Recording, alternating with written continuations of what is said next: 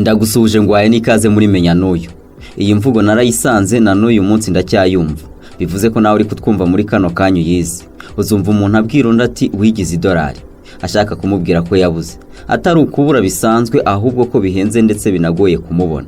Cyangwa undi najya guhaha agasanga ikintu gihenze ati yewe bihenze nk'idolari. Yego nibyo amadolari arahenze ariko si yahenze cyane.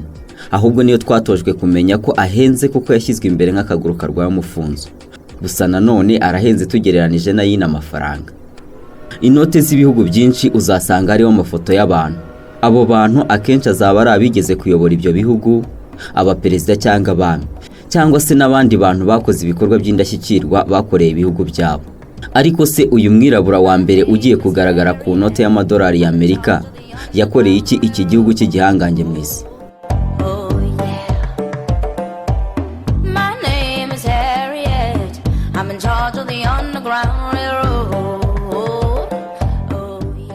Almost all of us know the name Harriet Tubman. Abenshi muri mwe muzi izina Harriet Tubman. Uyu ni umugore utazibagirana nk'uwaharaniye ubwigenge. Harriet Tubman biri gutegurwa ko agomba gusimbura Prezida Jackson ku noti ya 20 y'idolari. Harriet Tubman ni umugore waharaniye kwibohora no kubohora abandi. Then risked her own freedom to free others. Don't be afraid, come on in, have a seat, drop your load. Nimenya n'uyu nge nditunga Peter. Mu gihe ubucakara bwari burimbanije muri Amerika, byari bigoye kumva ko hari umucakara wabasha gutoroka bikamuhira, kuko babaga barinzwe ku rwego rwo hejuru n'ababaga bari kubakoresha imirimo y'uburetwa. Iminsi yaje guhimwa n'umwe umugore muto Harriet Tubman agerageza gutoroka birakunda biranamuhira bigeraho. Tubman ntiyacitse ngo yibagirwe abo babanye, yagiye agaruka kenshi gufasha abacakara bagenzi be gucika banyuze mu nzira y'ibanga yo munsi y'ubutaka yari yaracukuye. Ibi kimwe n'ibindi akaba ari byo bituma abenshi batuye mu bice bitandukanye by'isi abaza amateka y'ibamwita intwari. I saw her as a young woman who Mukuri Tubman mubona nk'umugore muto wari ufite umutima ukomeye, umurava n'urukundo byo kubohora bagenzi be. Kuri ubu akaba ari byo bimugira intwari y'agatangaza. Be a superhero. Tubman yavukiye muri leta ya Maryland mu gihe cy'ubucakara, aha akaba ari mu majyepfo ya Amerika. Ubwo akaba 1849 Tubman yatorokeye muri leta zo mu majyaruguru ya Amerika zitabagamo ubucakara, maze atangira gushakisha inzira azajya acishamo abo mu muryango we binyuze mu nzira zacaga munsi y'ubutaka. Ibi byo gushaka gucikisha abo mu muryango we n'inshuti ze yarasize mu bucakara byari ugushyira ubuzima bwe mu kaga gakomeye cyane, kuko yari arimo yambura amaboko umuzungu yamuhingiraga mu mirimo. Tubman imbere yuko atoroka aho yakoreraga ubucakara yari mu ntoki. Tariki y'amavuko ye ntago izwi neza, ariko abantu bakeka ko yavutse hagati y'umwaka wa 1820 n'1825. Tubman avuka mu muryango w'abana 9 ku babyeyi b'abacakara mu gace ka Dorchester muri leta ya Maryland. Mama we Rita Green yari umucakara ku muzungu witwaga Mary Patterson Brothers, naho se Ben Ross yari umucakara wa Anthony Thompson. Tubman amazina ye nyakuri yitwaga Alaminta Harriet Ross Tubman, ariko ababyeyi be bamuhimbaga Mint. Tubman yabayeho mu buzima bukomeye kuko akiri muto umuhungu wa Mary Brothers witwaga Edward yagurishije abavandimwe be 3 b'abakobwa mu mirima ya kure yakorerwagamo ubuhinzi agamije gusenya umuryango. Guhohoterwa birimo gukubitwa n'ibindi byari bimwe mu bigize ubuzima bwa Tubman bwa buri munsi. Iri hohoterwa yahuye naryo mu bwana bwe ryamusigiye ibikomere bidakira. Tubman hari igihe cyageze akajya kubitwa inshuro 3 ku munsi mbere y'ifunguro rya mu gitondo. Ibi byatumye arangwa n'inkovu nyinshi ubuzima bwe bwose. Igikomere kimwe yagize gikomeye cyabaye igihe yari umwangavu. Ni mu nkuru yabaraga ko yoherejwe mu bubiko kuzana ibikoresho yifashishaga mu kazi ke, maze mu kuvayo ahura n'umucakara wari utorotse agiye nta ruhushya. Umurinzi w'umugabo wari uri aho hafi yasabye Tubman guhagarika uwo wari ucitse, maze undi arabyanga. Akimara kubyanga, uwo murinzi yahise akubita Tubman ikintu kiremereye mu mutwe, ahita agwa igihumure. Ibi byamuviriyemo kurwara umutwe hafi ubuzima bwe bwose, ndetse n'izindi ndwara zituruka kuri iki gikomere. Ibi kimwe n'ibindi nibyo byasunikiye ndetse binahatiriza kamere y'umwuka mwiza yatumye Tubman atoroka ubucakara ndetse akigenga ndetse agahesha n'abandi ubwigenge. Harriet was her mother's name. Minty began calling herself that when she married John Tubman. Mu mwaka w'1844 Tubman yashyingiranywe n'umugabo w'umwirabura utari umucakara witwaga John Tubman. Ubwo yisumenya naho izina Tubman arikomora ku mugabo we John Tubman. John Tubman impamvu yigengaga ari umwirabura nuko muri icyo gihe cyo mu myaka y'1840 abanyamerika bafite ibisekuru bikomoka muri Afrika babaga ku nkombe y'Iburasirazuba bwa Maryland bo barigengaga, ntago bakoraga imirimo ya gicakara. Kugeza ubu amakuru avuga kuri John Tubman n'umugore we Harriet ni make cyane, yaba ibijyanye n'ubukwe bwabo ndetse n'igihe bamaze babana. Ibi byose ntibizwi. Amateka agaragaza ko mu mwaka w'1869 Tubman yashyingiwe bwa kabiri, ashyingiranwa na Nelson Davis wahoze ari umusirikare mu ntambara ya gisivili yahanganishije leta zo mu majyepfo ya Amerika n'izo mu majyaruguru, intambara yiswe Civil War. Dusa nk'abasubiye inyuma gato, ni irihe banga Tubman yakoresheje mu gucikisha abacakara basaga 300? Hagati y'umwaka w'1850 n'1860 Tubman yakoze ingendo zigera kuri 19 ziva mu majyepfo muri leta zari zugarijwe n'ubucakara zerekeza mu majyaruguru leta abaturage bari babayeho bigenga. Aha yifashishaga imihanda ndetse n'amazu y'ibanga atarazwi n'abategetsi b'icyo gihe. Ibikorwa byari byarahawe akazina k'akabyiniriro ka Underground Railroad. Tubman yifashishije ubu buryo yabashije gucikisha abantu bagera kuri 300, barimo ababyeyi be, abavandimwe n'inshuti abakuye mu bucakara akabajyana aho umuntu yishyira akizana.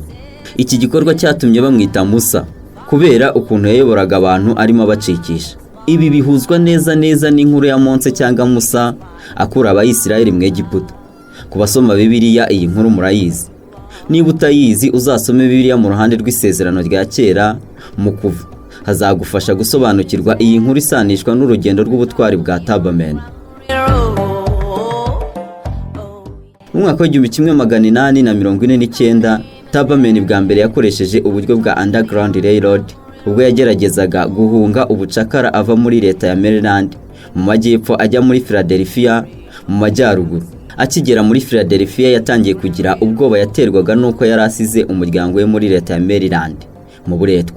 Don't be afraid, come on in, have a seat, drop your load on the Underground Railroad. But then Tubman went back 13 times over 10 years. Tariki ya 17 Nzeri 1849 Tubman yacikishije basaza be babiri Ben na Hal. Akimara kubacikisha hahise hasohoka itangazo rivuga ko umuntu uzafata Tubman akamugaragaza azahabwa akayabo k'amadolari 300.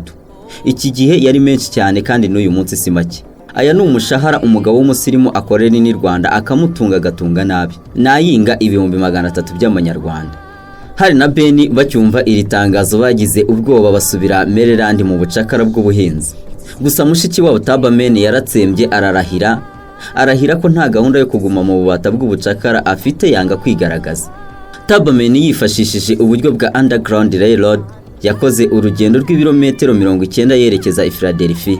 Yambutse muri leta ya Pennsylvania ifite ukwishyira ukizana, yumva aruhutse kandi afite ibyishimo maze aravuga ati, igihe nisangaga narenze umurongo narebye amaboko yanjye kugira ngo ndebe niba ari nge koko. Hari icyubahiro kuri byose, izuba ryaje nka zahabu rinyuze mu biti no hejuru y'imirima, numva ameze nk'uri mu ijuru. Mu mwaka w'1950 nibwo ingingo zirebana no gutoroka ubucakara zahindutse hamwe n'itegeko ry'abacakara batorotse. Iri tegeko ryavugaga ko abacakara batorotse bashobora gufatwa mu majyaruguru bagasubizwa mu bucakara mu majyepfo. Byatumye abahoze ari abacakara ndetse n'abirabura bigengaga batangira kujya bashimutwa muri leta zo mu majyaruguru. Abashinzwe kubahiriza amategeko mu majyaruguru bahatiwe gufasha mu gufata abacakara batitaye ku mahame yabo bwite. Mu guhangana n'amategeko, Tubman yatangiye kujya acikishiriza abacakara muri Canada, igihugu cyangaga urunuka ubucakara.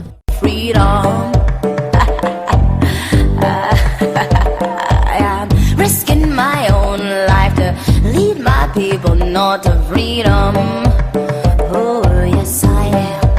nyuma y'uko ubucakara bushyizweho akadomo, Tubman mu ntangiriro z'umwaka w'igihumbi kimwe magana inani na mirongo itanu n'icyenda yaguze isambu nto na senateri William Seward warwanyaga ubucakara mu nkengero za Auburn muri leta ya New York. Isambu niyo yabaye icumbi ry'umuryango wa Tubman n'inshuti ze. Tubman nubwo yari ikirangirire kandi yubashywe, ntabwo yigeze yihaza mu bukungu.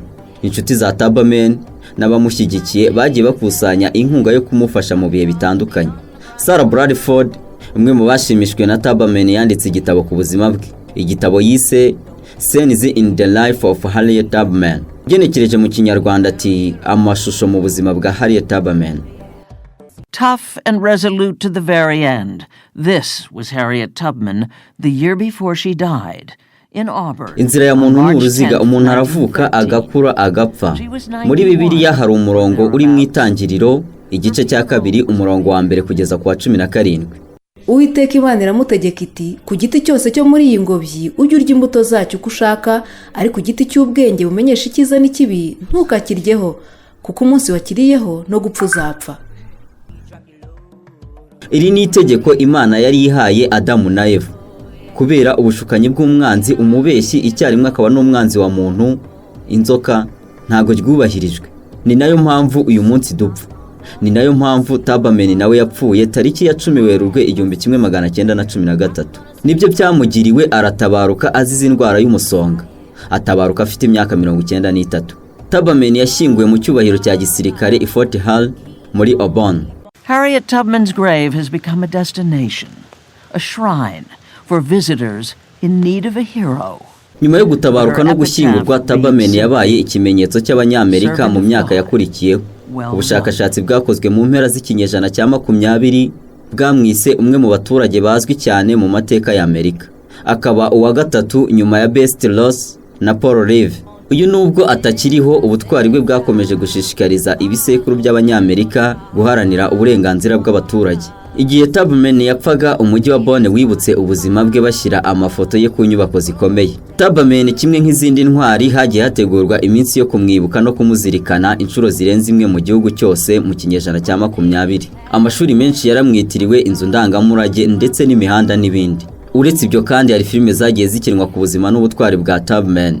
Twavuga nka filime Musa yasohotse mu mwaka wa 1978. Iyi filime yasanishaga imigirire ya Tubman na Musa, wa wundi wo muri Bibiliya. Tubman Musa ni akazina yari yarahawe, nabigarutseho hejuru. Mu mwaka wa 2019 hasohotse indi filime yiswe Harriet. Iyivuga amateka ya Tubman nk'umuyobozi wa gari ya moshi. Ariko se ibi nibyo bizatuma ashyirwa ku note y'idolari ya 20?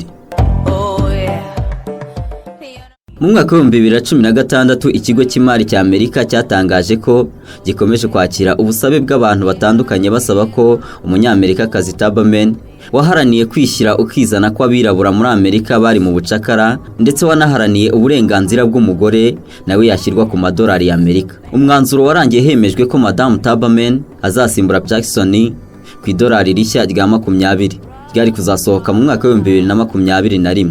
Gusa ibingibi byarangiye byimuriwe mu mwaka wa 2028 kuko ngo hari ibikiri kunozwa. Munyemerere mpiniraha make mu mateka ya Harriet Tubman.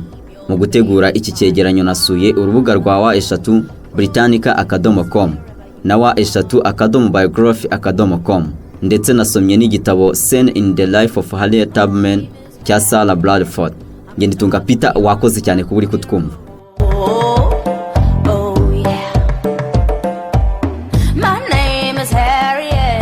I'm in charge of the Underground Railroad.